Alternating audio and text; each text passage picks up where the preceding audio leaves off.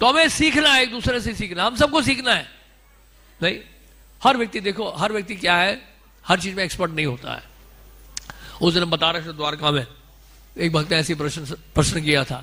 कई बार जो है उत्साह कम हो जाता है, देखते हैं प्रभु जी कई लोग बड़ा अच्छा प्रचार कर पा रहे हैं, हम नहीं कर पा रहे हैं।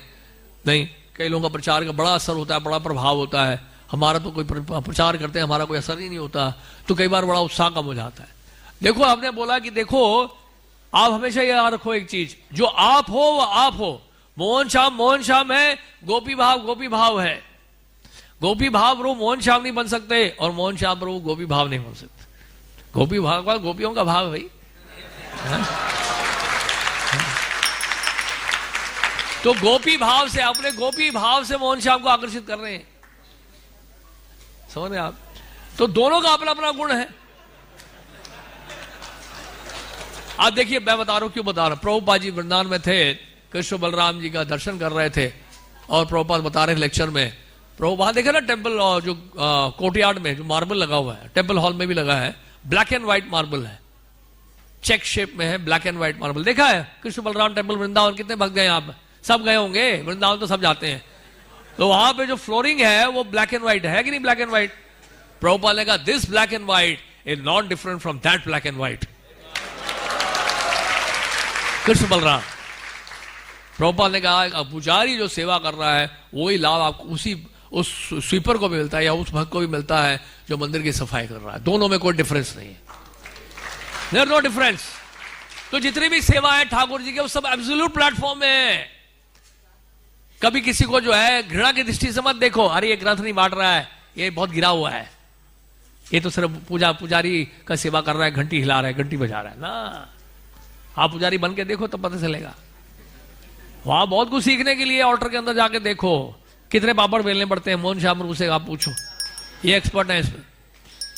सुबह सुबह कैसे जाना पड़ता है, नहा धो के, ठंड हो, गर्मी हो, बरसात हो, सुबह सुबह 2:30 पौने 3 बजे उठकर नहाओ और तिलक लगाओ, सारे नए वस्त्र धारण करके ऑल्टर में प्रवेश करो, ठाकुर जी को उठाओ, भोग लगाओ, आरती करो, श्रृंगार करो, अभिषेक करो, कितना कुछ करना पड़ता है पुजारियों को तो। और फेस्टिवल टाइम में तो पूछो ही नहीं क्या क्या करना पड़ता। It's not easy. तो कहने का मतलब है दिन में कितनी बार नहाना पड़ता है? 4-5 बार नहाना पड़ता है, बार बार स्नान करना पड़ता है, अपने आप को स्वच्छ शुद्ध रखना पड़ता है, सत्व गुण में आना पड़ता है, नहीं भी चाहोगे तो विग्रह की सेवा करनी पड़ती है। तो और जो ग्रंथ बांटने वाले वो सड़क में धुआं खा रहे हैं, वो भी आसान नहीं है। लोगों की गालियां सुन रहे हैं जो उनको फूल की तरह लगती है। मधुसूदनपुर जब जाते हैं सस्ते में तो लोग गालियां देते हैं, उनको लगता है वाह क्या फूल बरसा रहे हैं। लेकिन इनको इस बात का दुख नहीं होता है, उसकी अगली बार ही जब कोई ग्रंथ ले लेता है वो भूल जाते हैं, उस गाली को भूल जाते हैं। जैसे कोई ग्रंथ लेता है वो गाली भूल जाते हैं। ठाकुर जी इतना आनंद दे देते हैं, आपको गाली भुला देते हैं वो। तो कहने का मतलब है हर सेवा का अपना जो है क्या है, महत्व है, हर सेवा का महत्व। तो इससे हमें बहुत कुछ सीखना है। जैसे हमारे 2-3 स्वीपर्स भी होते हैं, भक्त भी हैं, वो दीक्षित भी हैं। अब वो जिस तरह से मंदिर सफाई कर पाते हम नहीं कर पाते।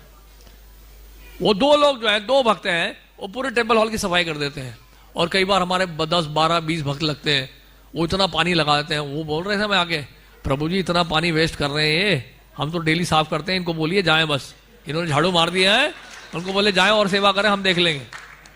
तो बड़े बड़े प्रचारक भी लगे उस दिन सफाई में, वो नहीं कर पा रहे हैं। बड़े बड़े सिद्धांत बोलने वाले भी लगे, वो नहीं कर पा रहे ठीक से सफाई।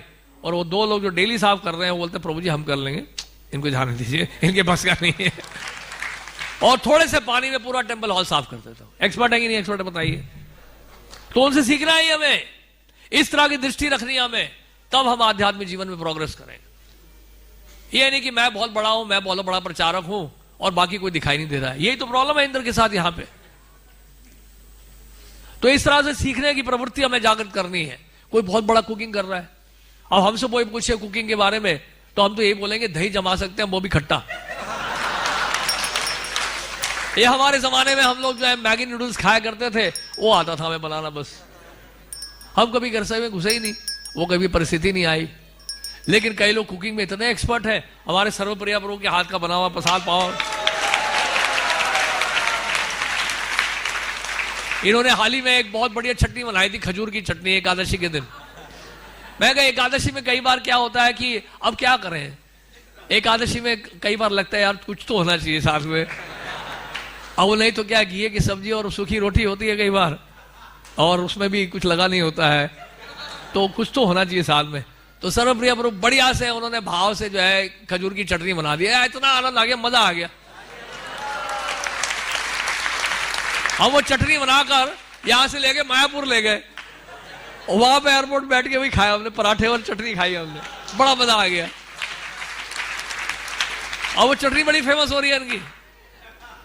हालांकि तो बहुत सारे सेवाओं में दक्ष हैं, इसमें नहीं, सिर्फ चटनी में नहीं।